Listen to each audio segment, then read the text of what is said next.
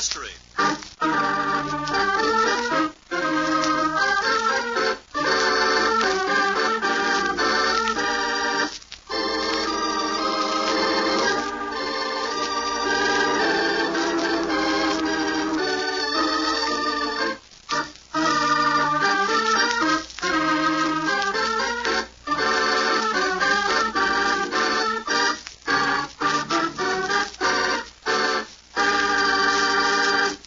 Telephone circuits are humming with calls radiating out from FBI headquarters in Chicago to agents in the West.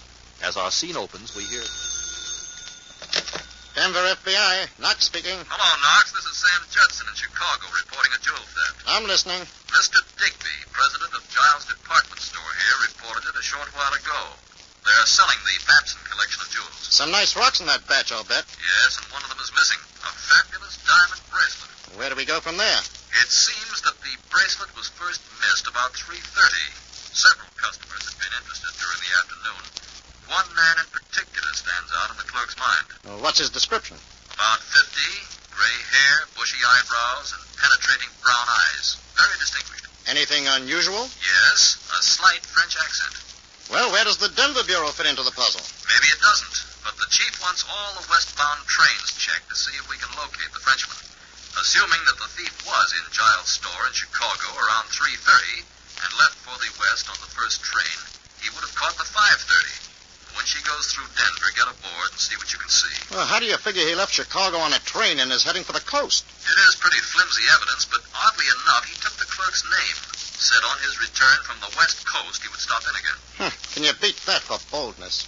Well, you may be right after all about his being on one of the western-bound trains. That's for you to find out, my boy. Good luck. Thanks, Judson. See you soon, I hope.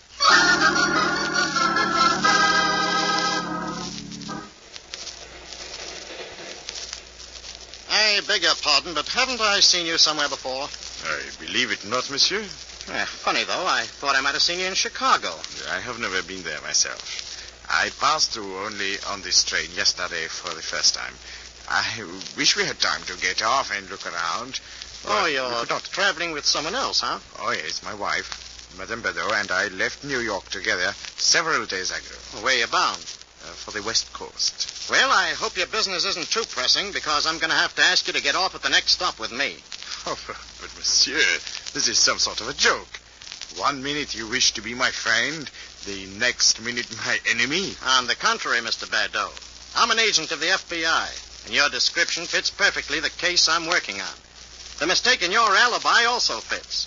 Wouldn't I be foolish to let you slip through my fingers? But I know nothing of this case, monsieur. I have a wire in my pocket dated March 10th, 1945, confirming my instructions from our Chicago office.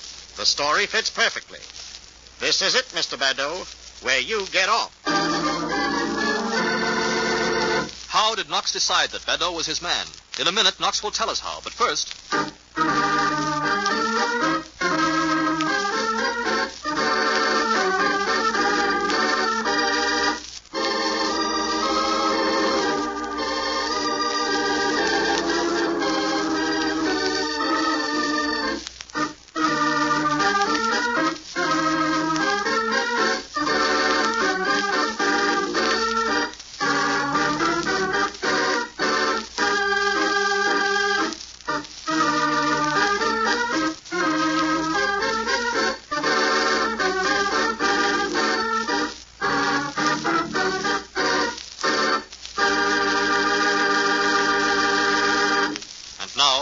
the solution of our story.